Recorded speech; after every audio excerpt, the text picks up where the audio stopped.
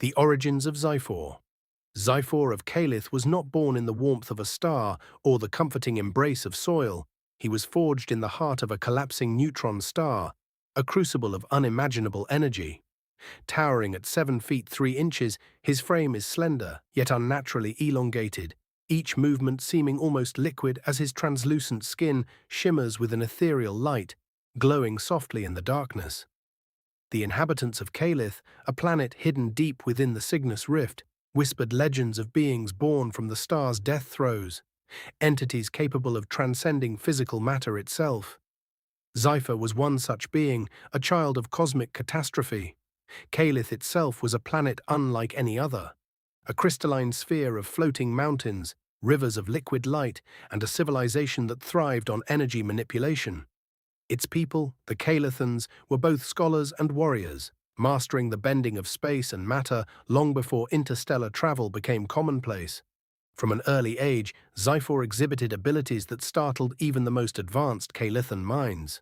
While other children learned to control energy and telekinetic constructs, Zyphor discovered he could phase through solid matter, slipping through walls, armor, and even energy barriers as if they were mere illusions. This power did not come without consequence.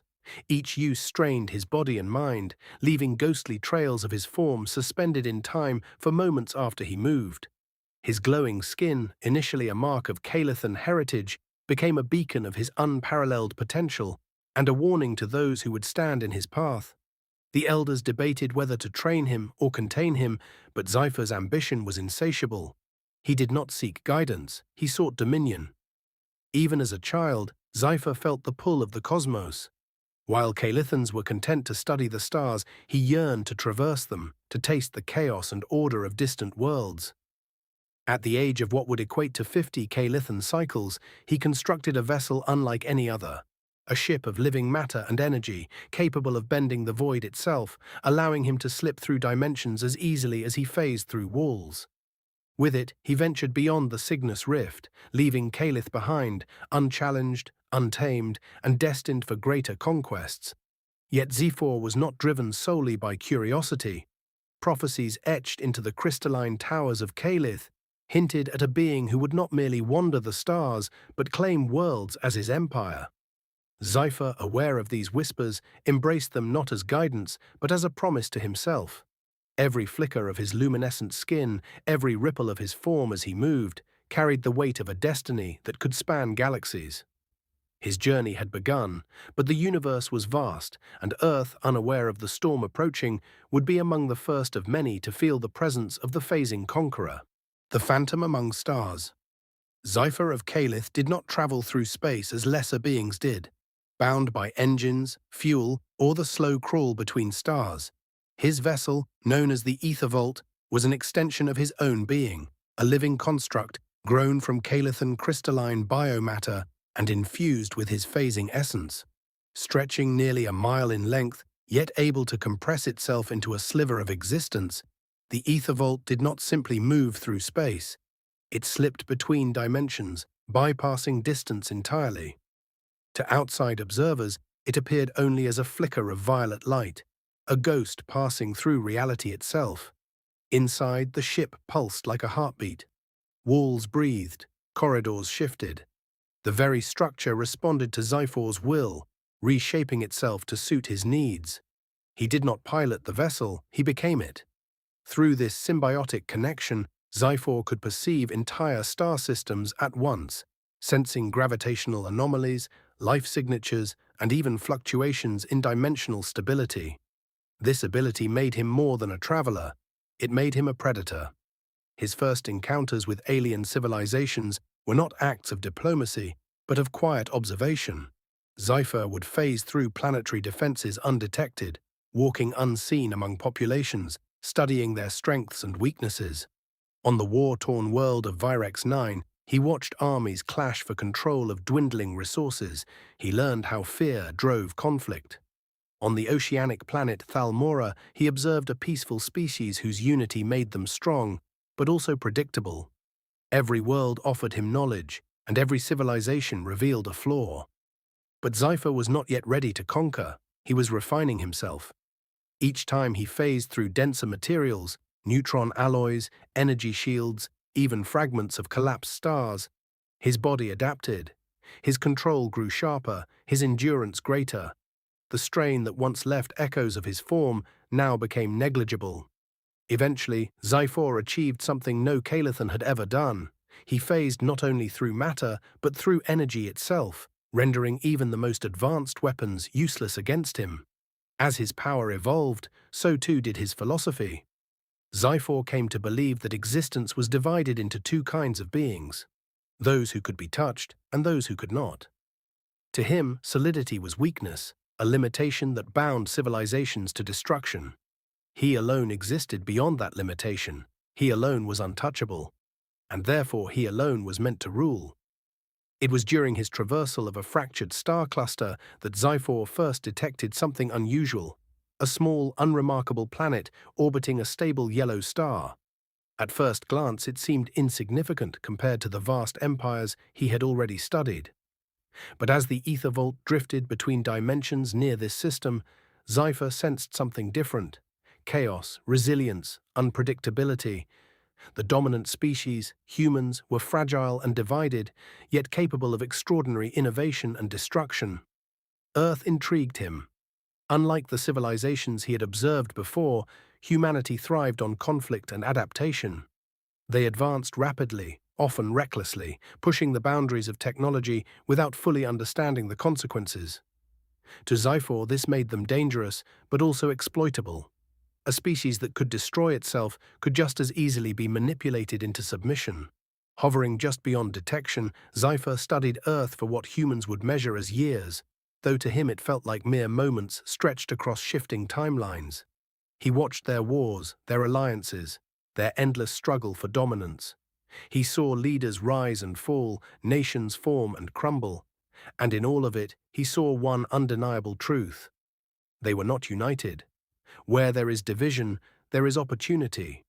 Zyphor's glowing form flickered within the core of the ether vault as he made his decision. Earth would not be just another world to observe.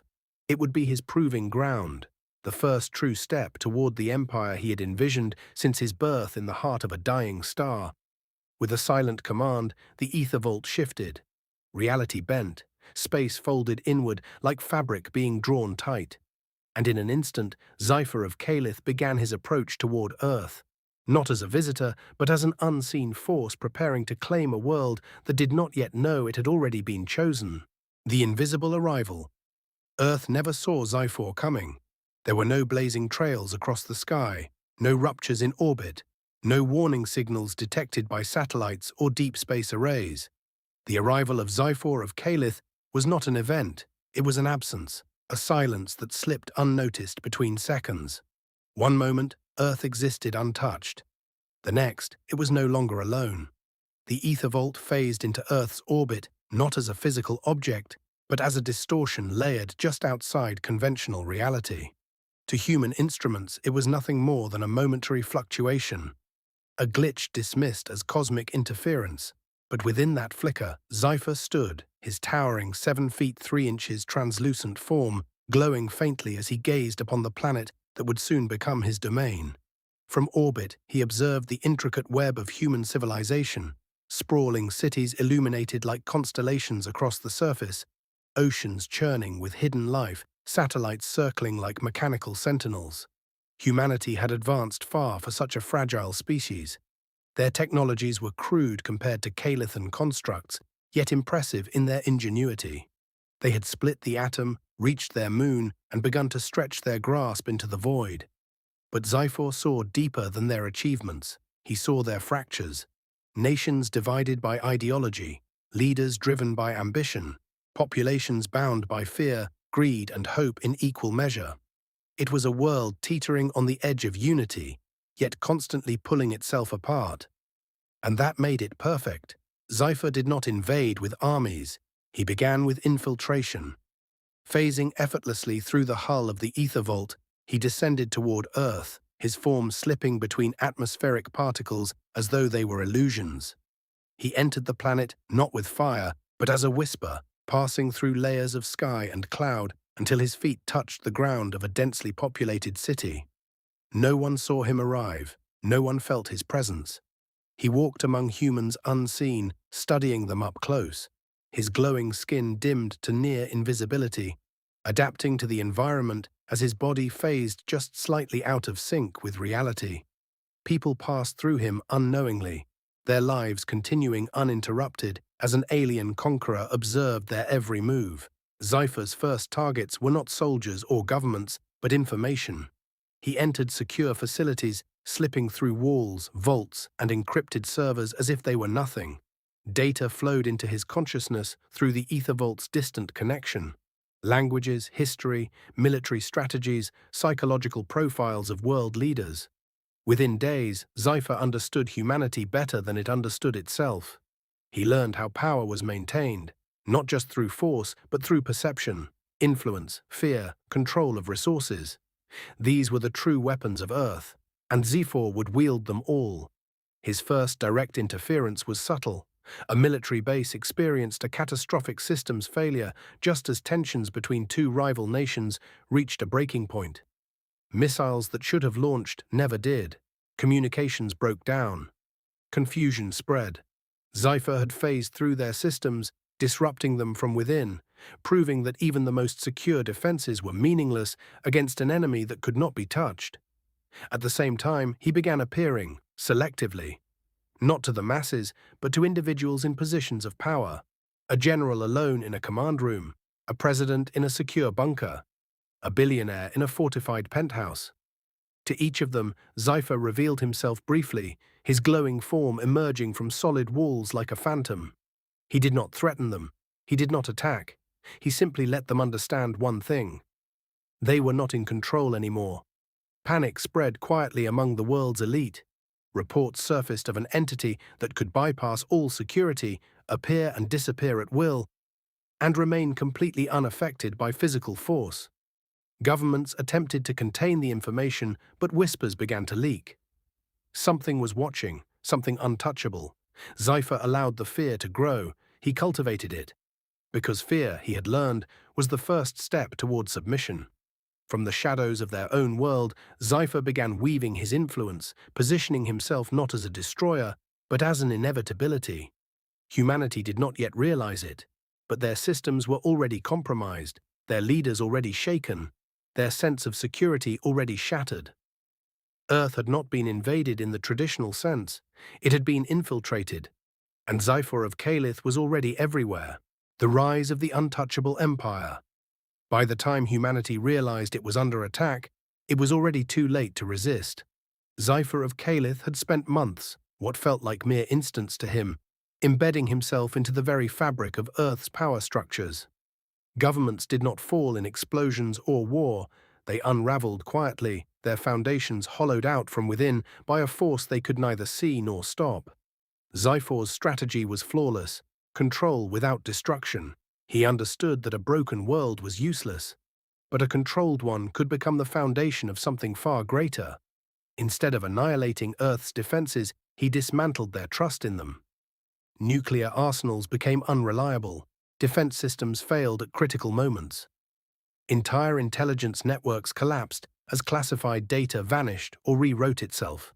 The world's most powerful nations began to suspect each other, unaware that the true enemy walked unseen among them. Then Zyphor made his move. In a single coordinated moment, he appeared before every major world leader simultaneously. Through a combination of advanced projection technology and his own phasing ability, his glowing translucent form manifested in war rooms, government halls, and secure bunkers across the globe. Standing at his full 7 feet 3 inches height, his presence was both silent and overwhelming, his voice resonating not through sound, but directly within their minds. "I am Zyphor of Kaelith," he declared. "You cannot touch me, you cannot stop me, but you can serve." Panic erupted. Some leaders ordered attacks, others attempted communication, but all efforts were futile. Bullets passed through him. Energy weapons dissipated against his phased form. Even attempts to isolate him within sealed chambers failed, as he simply stepped through walls as though they did not exist. Within hours, the world understood a terrifying truth. Zyphor was unstoppable, but instead of destroying them, he offered a choice: submit, and retain a measure of autonomy under his rule. Resist and be rendered irrelevant. A handful of nations chose defiance. Their resistance lasted less than a day. Zyphor did not wage war against them. He simply removed their ability to function. Power grids failed permanently. Communication networks collapsed. Military infrastructure disintegrated from within as he phased through machinery, rendering it inert. Entire governments were left blind, deaf and powerless, their authority dissolving without a single bomb being dropped. The rest of the world surrendered. Zyphor established his rule not from a throne, but from everywhere at once. The ether vault descended into Earth's upper atmosphere, existing as a permanent, unseen presence that monitored the planet in real time. Through it, Zyphor maintained absolute awareness of global activity.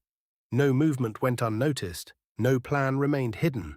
He reorganized Earth into a unified system, the Kaelith Dominion of Earth. Borders became irrelevant. Nations were restructured into sectors, each governed by human officials who answered directly to Zyphor. These officials were not puppets, but they understood that their power existed only because he allowed it. Under his rule, crime nearly vanished. War ceased entirely. Resources were distributed with cold efficiency, eliminating famine and economic collapse. Technology advanced rapidly as Zyphor shared fragments of Kaelithan knowledge, accelerating human progress by centuries within a single decade. To the average person, life improved. The world became safer, more stable, more unified than ever before. But it came at a cost. Freedom became an illusion. Privacy ceased to exist. Zyphor's presence was constant, even if unseen. People knew that at any moment he could be standing beside them, watching, listening. His glowing form became a symbol, sometimes appearing in public spaces without warning, a silent reminder that resistance was meaningless. And yet there were those who still resisted. Small groups, hidden in the cracks of Zyphor's perfect system, searching for a way to fight back against a ruler who could not be touched. Zyphor allowed them to exist, because to him they were not a threat, they were proof. Proof that even in a controlled world, there would always be those who believed they could defy the inevitable. And every time they failed, it reinforced his ultimate truth. Zyphor of Kaelith was not just Earth's ruler, he was its destiny. The infinite dominion years passed under the rule of Zyphor of Kaelith, though time itself had begun to feel irrelevant in his presence.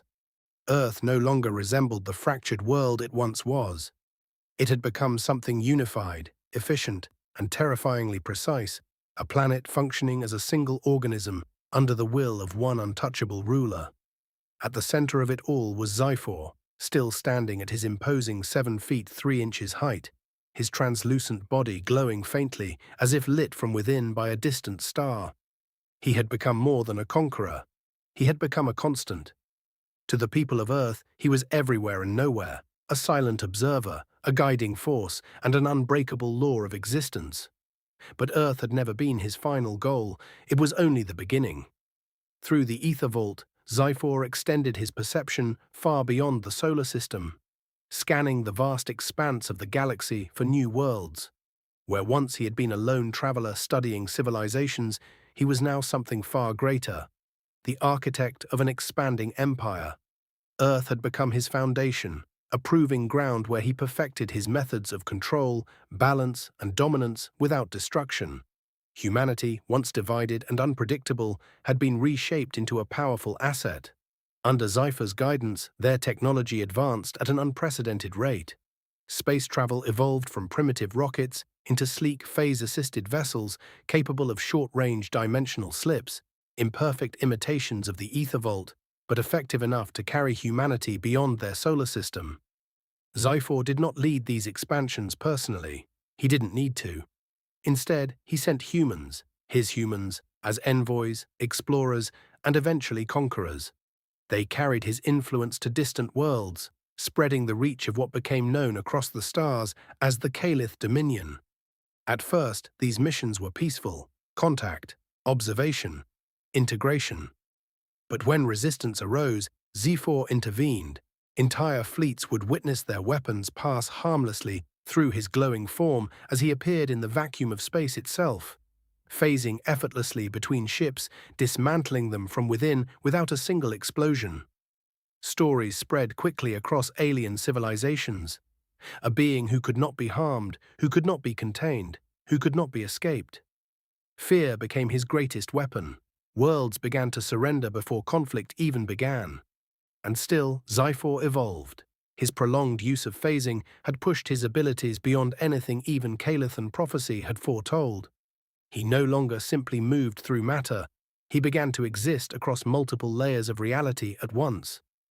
There were moments when several versions of Zyphor appeared simultaneously, each acting independently yet sharing the same consciousness. To those who witnessed it, it was as if reality itself had fractured around him. He was no longer just untouchable. He was becoming unbound.